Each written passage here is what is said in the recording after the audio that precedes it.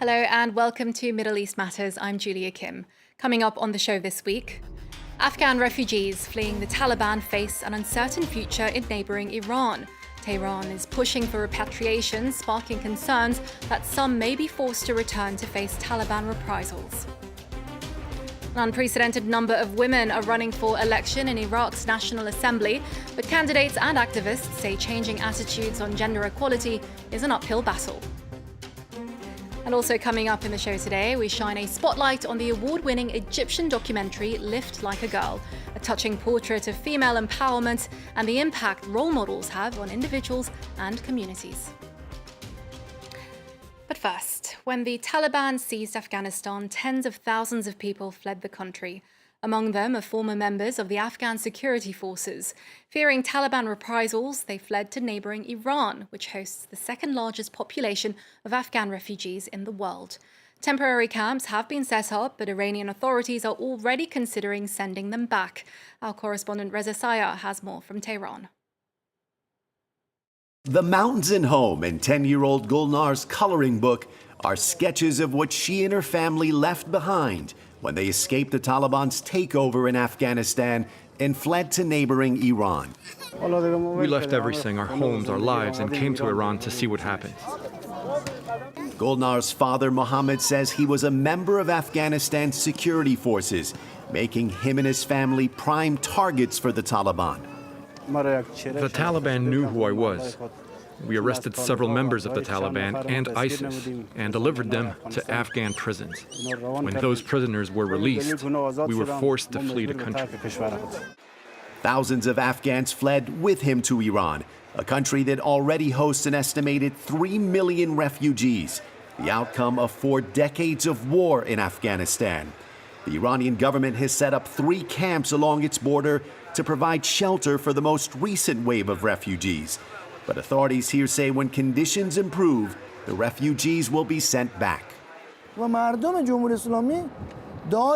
Islamic Republic of Iran is praying that order, peace and security will be established in Afghanistan so these refugees can return to their country and they can help rebuild their country. Ivo Frazin is the head of the UN's refugee agency in Iran. He says UNHCR has long praised Iran for hosting Afghan refugees and even providing universal health insurance to registered refugees and the right to a public education for their children. Frazin says UNHCR has called on all governments to allow refugees to stay until conditions are safe. We also think it is better because if people go back to an unstable context, they may be again displaced and they may ultimately come back to countries in the region. Farid Khoshruz and his family also escaped to Iran. As long as they accept us, we will stay here, because right now I have 6 children. For the sake of their future, we must stay. How long Khoshruz can stay in Iran is now part of an uncertain future that awaits him and thousands of other Afghans who fled the Taliban. Next, millions of Iraqis will head to the polls next month to choose their country's 329 representatives in the National Assembly. This year, over 900 women are running for office. That's almost a third of the total number of candidates. Now, many of them face intimidation and discrimination, but as Wasim Kone reports, they're determined to run anyway. It's election season in Iraq, and this year Iraqis will have an unprecedented number of women to choose from as they vote for the country's next National Assembly. There's a lot of competition, yes. Around 13 women are competing for the seat I'm running for. On this day, she is meeting with supporters and explaining her platform, and it's an opportunity to recall her difficult beginnings.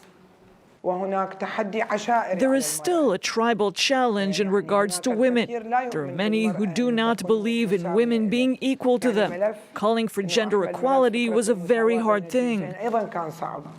There are still challenges today, though, and even some pushback. This candidate has just been told some of her campaign posters have been vandalized.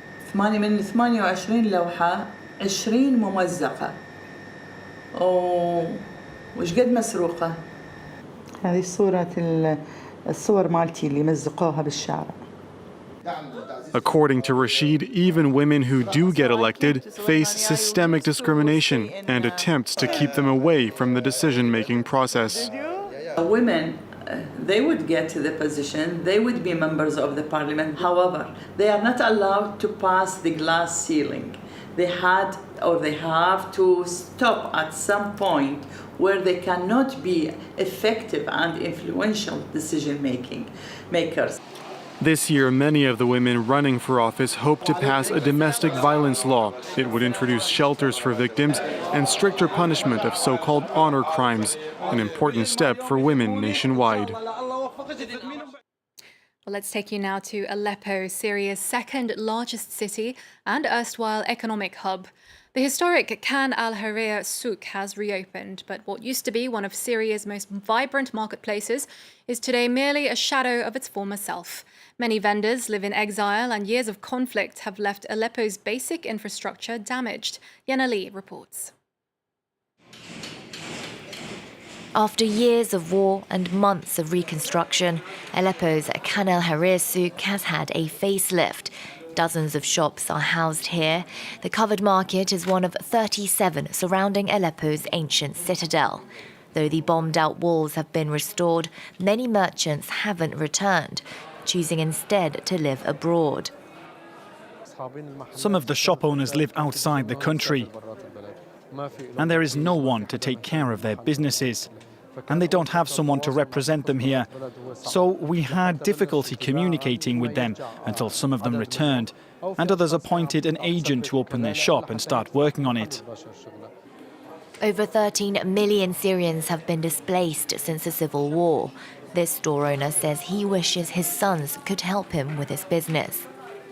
I rebuilt and overhauled my shop, but all this is not enough. I want my sons to come back and start working here, because the work won't do itself. My sons are in Algeria. There are some of my neighbours whose sons live in Egypt, Erbil, and in other countries. Aleppo was once Syria's economic powerhouse, with its industrial districts producing plastics, food, textiles, and more. Fighting stopped 5 years ago here when Syrian government forces reclaimed the territory from rebels. But the road to full recovery is long. Electricity is supposed to run from 6 a.m. to 6 p.m. 4 days a week in manufacturing hubs. In reality, power cuts frequently force machines to a grinding halt. The people of Aleppo love to work. All we need is electricity, and Aleppo will return to what it once was, or maybe even better. Before the Syrian war, there were some 30,000 factories in Aleppo. Now a little over 50% have picked up their activity, and production has halved. Now we're putting the spotlight on a documentary from Egypt. Lift Like a Girl has won awards around the world for its moving narrative of a teenage weightlifter, Asma.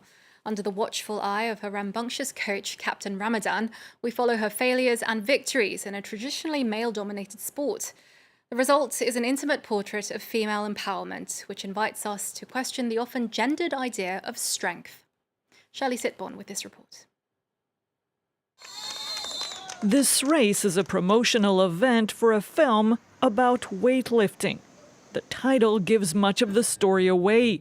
Lift Like a Girl is about a young Egyptian girl who started training at 9 with dreams of becoming a champion, although facilities were limited.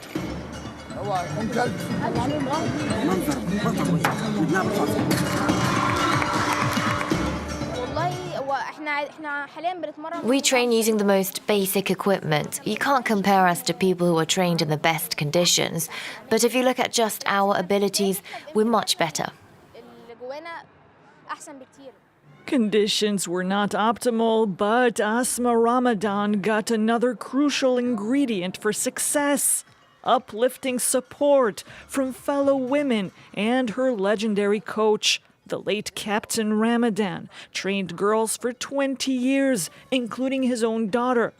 He's the one who came up with Asma Ramadan's nickname, the Raisin, due to her small build.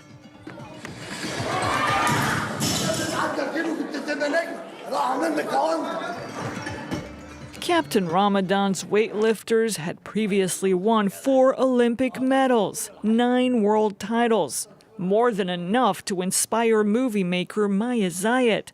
She started filming 7 years ago. The idea of a young girl training in the street is unusual in Egypt, especially in weightlifting. We always imagine that it's a male-only sport. I was interested in discovering these characters.